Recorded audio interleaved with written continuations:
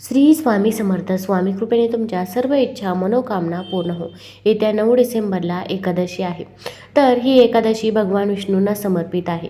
पण महाराष्ट्रात एकादशीच्या यात्रा आणि विठ्ठलाच्या भक्तीचं महत्त्व आगळं वेगळंच आहे. कार्तिक कृष्ण एकादशीला उत्पत्ती एकादशी साजरी होणार आहे. तसेच या एकादशीला उत्पन्ना एकादशी असे देखील म्हणतात. ज्यांना एकादशीचे व्रत सुरू करायचे आहे त्यांनी या एकादशीपासून एकादशीचे व्रत हे सुरू करू शकता. उत्पत्ती एकादशी ही भगवान विष्णूंना समर्पित आहे.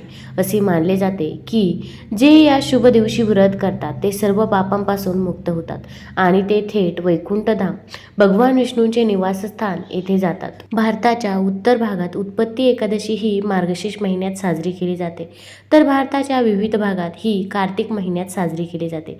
या दिवशी भगवान विष्णूंसोबत माता एकादशीचीही पूजा केली जाते.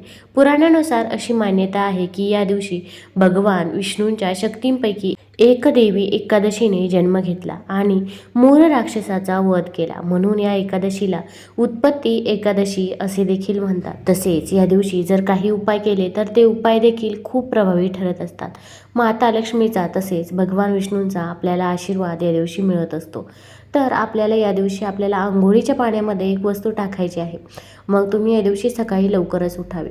जर आपल्या घरामध्ये आजारपण असेल, सारखं कोणी ना कोणी आजारी पडत असेल, किंवा घरामध्ये अगदी लहान बाळ असो किंवा वृद्ध व्यक्ती असो सारखी आजारी राहत असेल तर त्यांच्यासाठी तुम्ही हा उपाय जरूर करावा.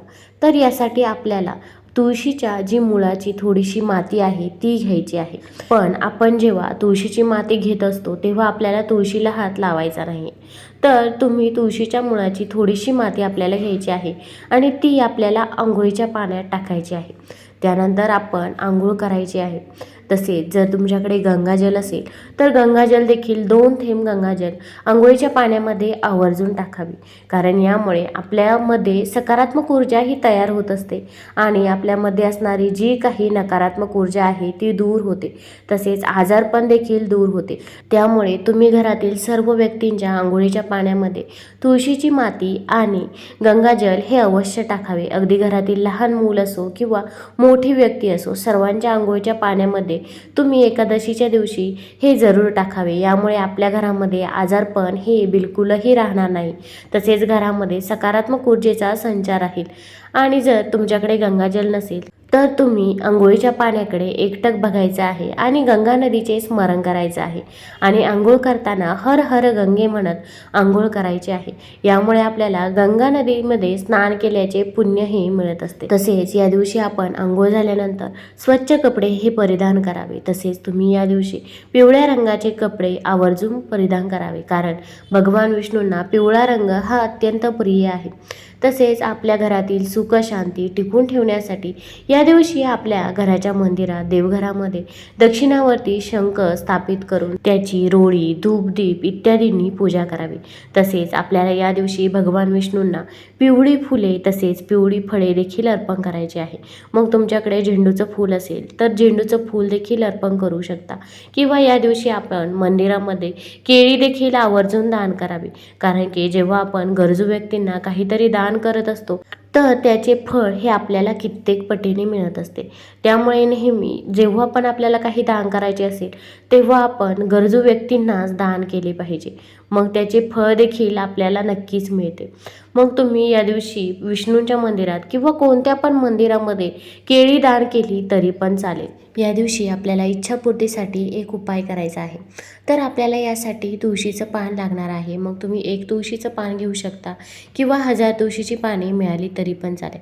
पण 1000 तुळशीची पाने मिळणे शक्य होत नाही, त्यामुळे 1च तुळशीचं पान घेतलं तरी पण चालेल. आपल्याला तुळशीचं पान हे तोडायचं नाही, कारण एकादशीच्या दिवशी तुळशीचं पान हे तोडत नाही. मग खाली पडलेलं तुळशीचं पान आपल्याला घ्यायचं आहे. घेताना ते स्वच्छ धुवून घ्यायचं आहे. त्यानंतर आपल्याला देवापुढे बसायचं आहे.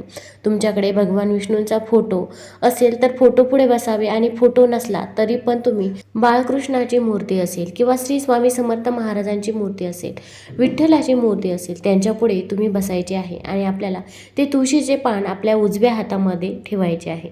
उजव्या हातामध्ये ठेवल्यानंतर आपल्याला विष्णू सहस्रनाम पठण करायचे करायचे आहे.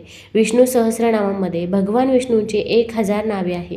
तुम्हाला ही 1000 नावे म्हणणे शक्य नसेल तर तुम्ही यूट्यूबवरती देखील लावून देऊ शकता, ही ऐकू देखील शकता. आपल्याला हे तुळशीचे पान हातामध्येच ठेवायचे आहे आणि जेव्हा तुमची 1000 नावे पूर्ण होतील तेव्हा आपल्याला भगवान विष्णूकडे तुमची जी काही इच्छा आहे ती मागायची आहे.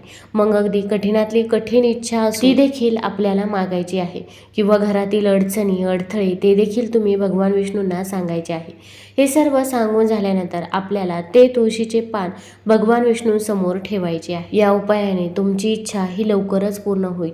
जेव्हा आपण इच्छा मागतो आणि त्याला मेहनतीची जोड देतो तेव्हा ती इच्छा नक्कीच पूर्ण होते. तसेच या एकादशीच्या दिवशी आपल्याला काही चुका देखील चुकूनही करायच्या नाही आहे. तर त्यामध्ये पहिली चूक म्हणजे आपण या दिवशी काळ्या रंगाचे वस्त्र हे परिधान करायचे नाही आहे. मग आपण मॅचिंगच्या काळामध्ये काळ्या रंगाच्या बांगड्या देखील घालतो किंवा काळी टिकली देखील लावतो. तर आपल्याला काळ्या रंगाच्या बांगड्या किंवा काळी टिकली देखील लावायची नाही आहे आणि काळे वस्त्र देखील परिधान करायचे नाही आहे. मग तुम्ही पिवळे, लाल किंवा दुसऱ्या एखाद्या रंगाचे वस्त्र परिधान करू शकता. फक्त काळ्या रंगाचे वस्त्र आपण परिधान करायचे नाही. आणि विशेषतः आपण जेव्हा देवपूजेला बसतो तेव्हा तर काळ्या रंगाचे कपडे हे आपण घालायचे नाही. त्यानंतर दुसरी गोष्ट म्हणजे या दिवशी आपण मांसाहार करायचा नाही. म्हणजे अगदी एकादशीच्या अगोदरच्या दिवशी संध्याकाळी देखील आपण मांसाहार करू नये आणि एकादशीच्या दुसऱ्या दिवशी देखील आपण मांसाहार करू नये. आपण जर एकादशीच्या अगोदरच्या दिवशी संध्याकाळी जरी मांसाहार केला तरी पण तो एकादशीमध्येच वर्ज्य मानला जातो. त्यामुळे आपण एकादशीच्या अगोदरच्या दिवशी देखील मांसाहार हा बिलकुलही करायचा नाही. तसेच आपल्याला या दिवशी भाताचे सेवन हे करायचे नाही. मग तुम्ही म्हणशाल की आम्ही एकादशीचे व्रत करत नाही, मग आम्ही भात खाल्ला तर चालेल का? पण तरी पण आपण भाताचे सेवन करायचे नाही. आपल्याला या गोष्टी माहीत नसतात, त्यामुळे आपल्याकडून या चुका होऊन जातात. त्यामुळे इथून पुढे कधी पण लक्षात ठेवा की जेव्हा पण एकादशी तिथी येईल तेव्हा आपल्याला त्या दिवशी भाताचे सेवन हे चुकूनही करायचे नाही. तसेच या दिवशी आपण केस आणि नखे देखील कापू नये. मग तुमच्या घरामध्ये छोटी मुले असतील त्यांचे देखील तुम्ही या दिवशी केस व नखे कापू नये. या दिवशी कोणासोबत भांडण तंटे करू नये, कोणाला अपशब्द बोलू नये, तसेच खोटे देखील बोलू नये. तुमच्या घरामध्ये लहान मुले असतील मग त्यांच्यामध्ये देखील वादविवाद हे होत असतात किंवा मोठ्यांमध्ये देखील वादविवाद होत असतात. या दिवशी तुम्ही बिलकुलही भांडण तंटे करू नका, कारण की आपली वास्तू ही नेहमी तथास्तू म्हणत असते. आपण जे बोलत असतो तेच आपल्याबाबत होत असते. मग आपण आपल्याबाबत जर चांगले म्हटलो ना तर आपल्याबाबत हे चांगलेच होत असते. आपण जर म्हटलो ना की मी लवकरच नवीन घरामध्ये राहायला जाणार आहे, तर आपण नक्कीच लवकर नवीन घरात राहायला जाऊ, कारण की आपण जेवढे सकारात्मकतेने बोलू ना तेवढं आपल्याबाबत होत असतं. आणि आपण एखादी गोष्ट नकारात्मकतेने बोललं ना की मी हे करू शकत नाही किंवा माझ्याच बाबतीत असे होते, माझं नशीबच खराब आहे, मग त्याच गोष्टी आपल्याबाबत होत असतात. त्यामुळे नेहमी लक्षात ठेवा, आपण नेहमी सकारात्मकतेने बोलायचं, मग आपल्याबाबत देखील तेच होत असते. अगदी आपली लहान मुले असतील ना त्यांच्याबाबत देखील तुम्ही हेच करा. त्यांच्याबाबत देखील तुम्ही सकारात्मक बोलत राहा. बघा, त्यांची पण प्रगती ही लवकरच होईल. तसेच या दिवशी झाडाची पाने ही तोडू नये किंवा कोणत्याही झाडाची फांद्या या तोडू नये.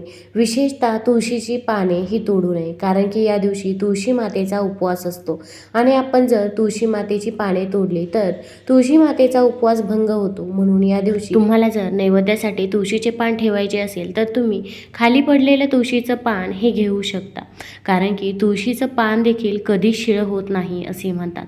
मग ते तुळशीचं पान देखील ठेवू शकता, पण तुम्ही तुळशीची पाने ही तोडू नका. तसेच या दिवशी आपल्याला तुळशी मातेला देखील संध्याकाळी शुद्ध तुपाचा दिवा देखील आवर्जून लावायचा आहे.